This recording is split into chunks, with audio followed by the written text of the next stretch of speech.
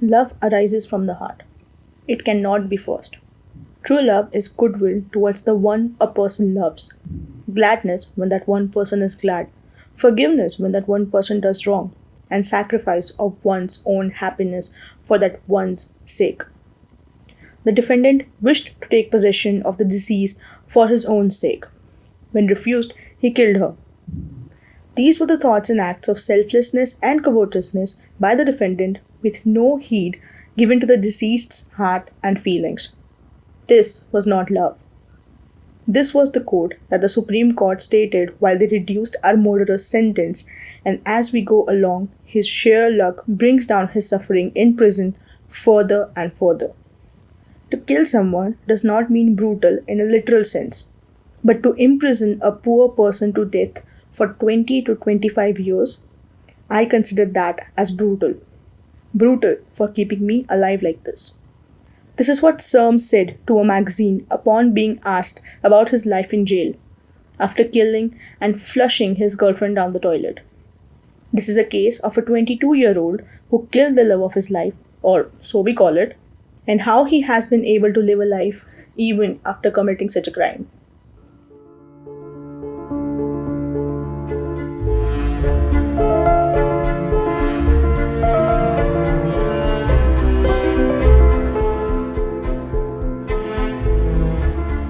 Hi, I'm Dhanvi, and for our case today, we are going to Thailand.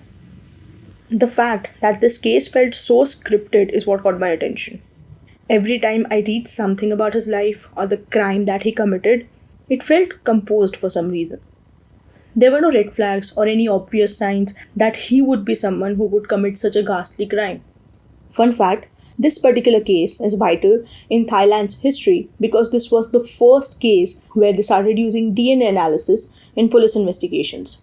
And the one person who deserves the credit for this is Dr. Ponte Projanasunan, Thailand's famous forensic scientist. The case is pretty gore, but Dr. Pontip's hairstyle and punk style got more recognition while she was a part of this case. Again, disclaimer is in order as I'm not a professional when it comes to investigating a case. I'm just a person who enjoys listening and reading true crime stories. The facts of the case are taken from reliable sources, and anything other than that is just a mere speculation or a fan theory. If in case I happen to mispronounce some words and names, apologies in advance. Whenever I hear about someone committing a murder under the pretense of the heat of passion, I always have more questions than answers about the deed he or she acted on. Looking at our case, I was wondering, was he really such an evil human that he committed such a crime? What was his upbringing like? Was there any event in the past that made him perform such a violent action? There are no major traumatic events in a murderer's life which can justify the ghastly murder that he committed. The murder of his first love. Let's dive into the case. In 1993, Thai media reported that a 15-year-old kid had passed the entrance exam for engineering at Chulalongkorn University. Sam Sekhonrat was considered to be a child prodigy because of its outstanding academic performance. It's been said that Sam had a pretty strict father. He was never satisfied with whatever he achieved and suffered from beatings during his childhood. His mother, however, was very fond of him, but stayed silent even though he was suffering. He was a quiet person who rarely showed any emotions. When he learned that his father has cancer, he decided to apply for medical school to fulfill his father's last wish. After graduating, he decided to take the national medical exam and he passed. It's pretty rare for someone to hold a degree in engineering and to be a doctor in Thailand. Reports suggest that in 1995, he joined the BMA Medical College. There is no specific report that states the department he joined, but some say he was on a rotation in the forensic division during the time he committed the murder. He started dating a 23-year-old student named Jenjira Ployangunsri, who will be addressed as Jen in the case, was a year senior and was a part of the Faculty of Medicine at Ramathi Bodhi Hospital in Bangkok. When Serm was an engineering student, they met each other in the local church. Jen also comes from a well-to-do family as her mother owns business in Samfront district. Jen was a good student with a high GPA and was considered to be very good among the medical students. Though she was one of the hardworking students of the university, she had a deep loneliness within her as her mother lived in a different country and her father was never in the picture. Her grandmother was the only family she had in her life.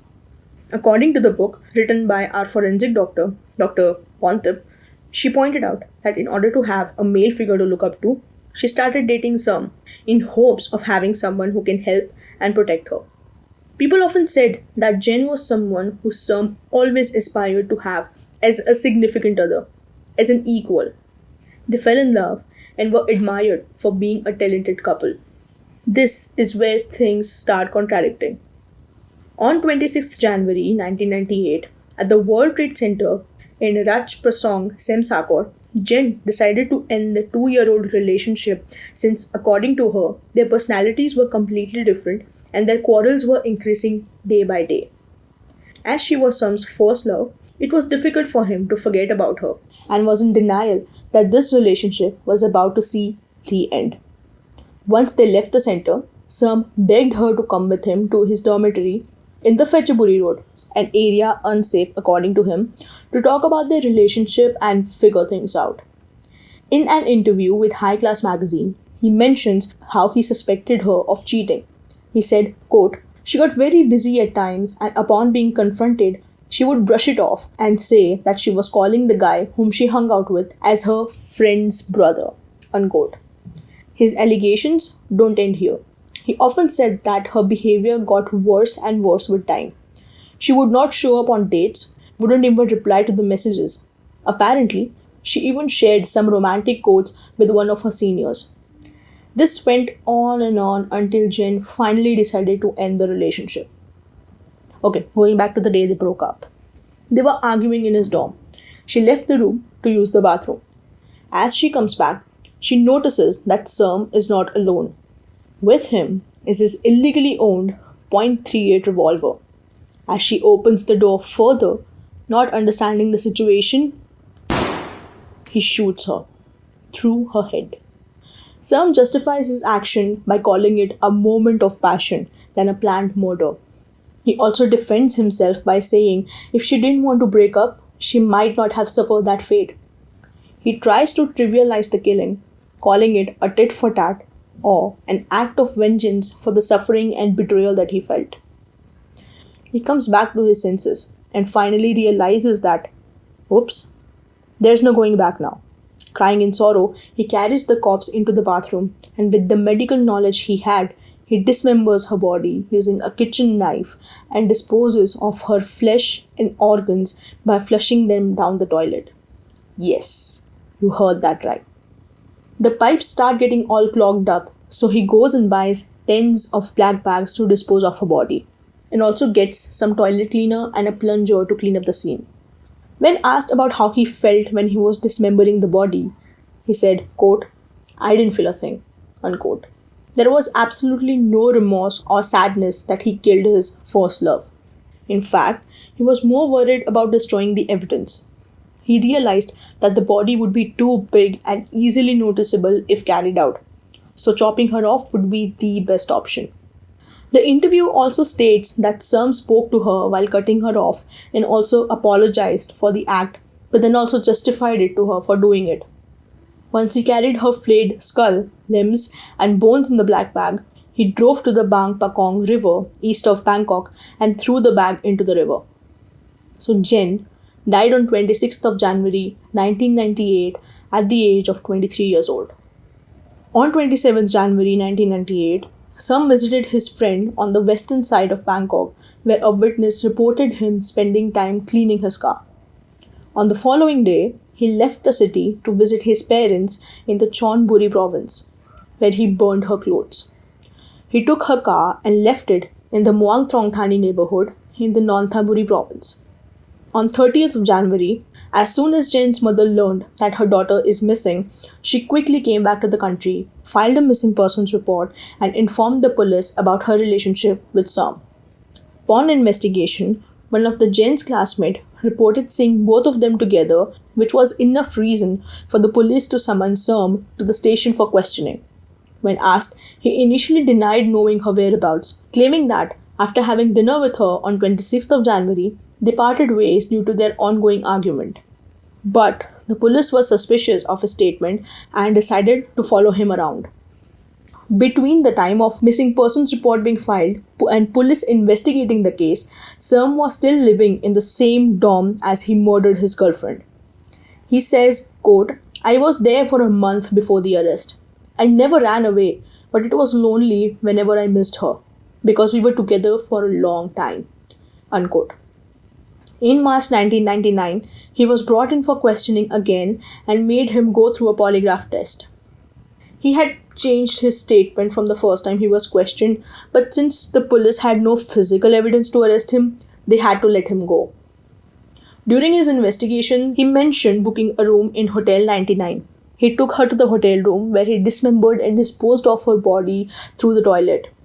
He backed up his statement by taking the police to the locations where he hid her car and threw her bones. The police searched the septic tanks of the hotel to find her remains or some evidence which can help identify that the hotel was the scene of crime, but to no avail. Scuba divers were brought in to search the location where he threw the bones, but nothing was found. According to a forensic doctor, the hotel would have been a terrible place to commit a crime on such a gruesome level. Dismembering a body in a hotel room would not have been easy.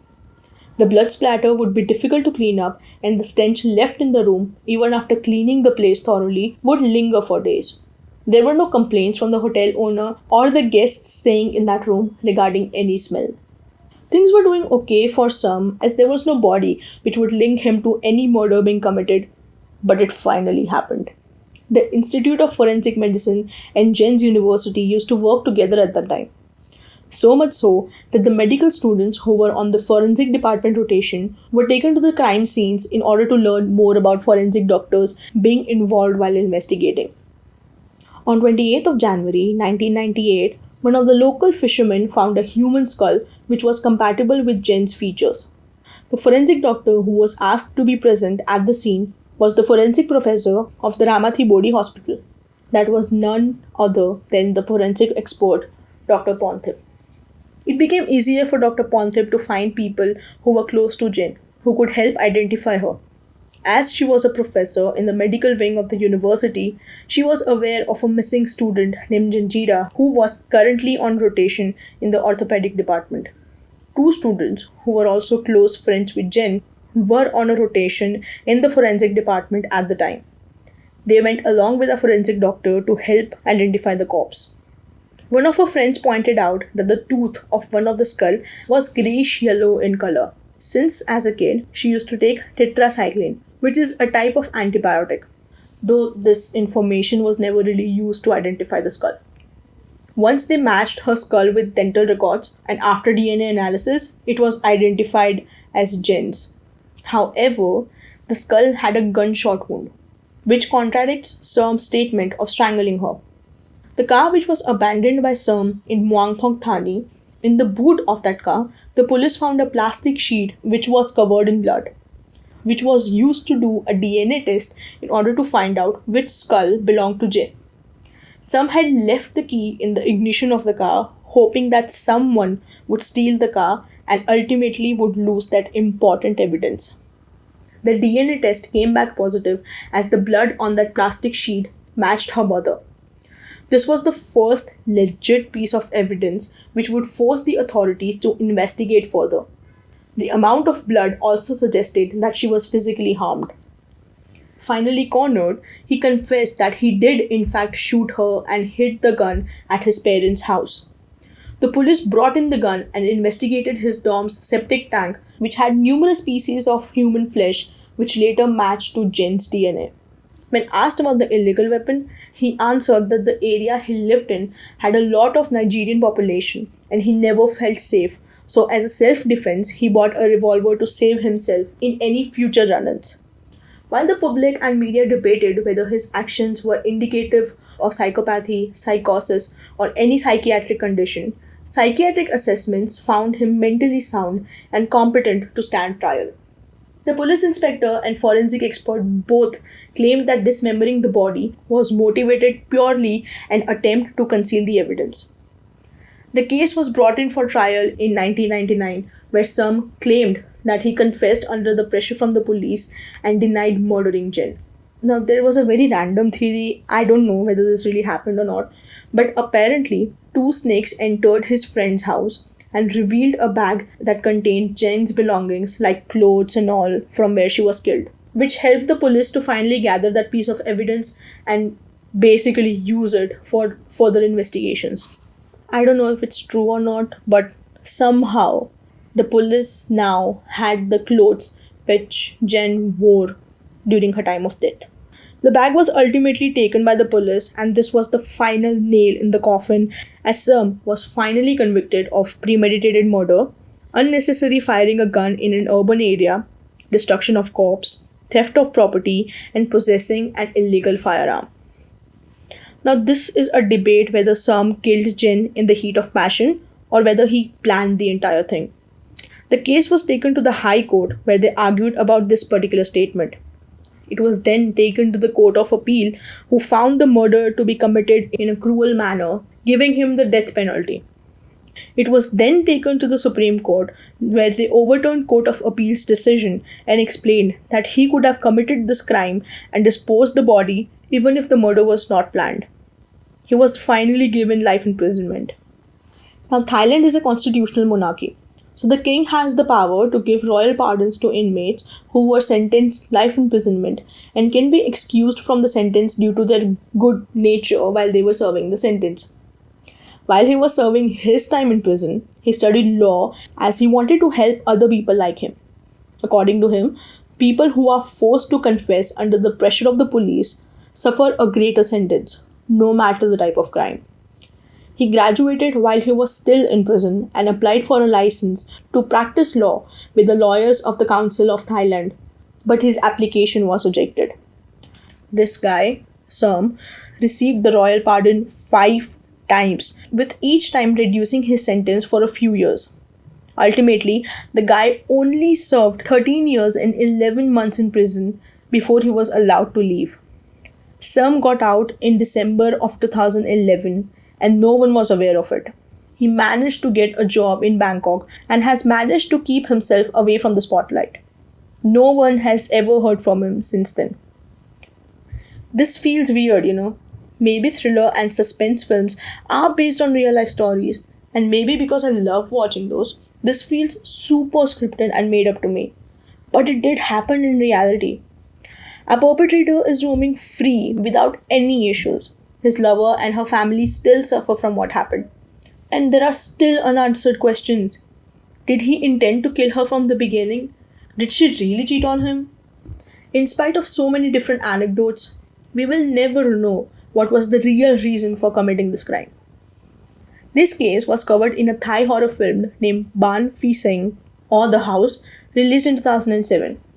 The movie is inspired by the true crime stories of Thailand, where 3 women were killed by their lovers, and Jen's story is one of them. The film is currently available on Mubi worldwide, so do give it a shot.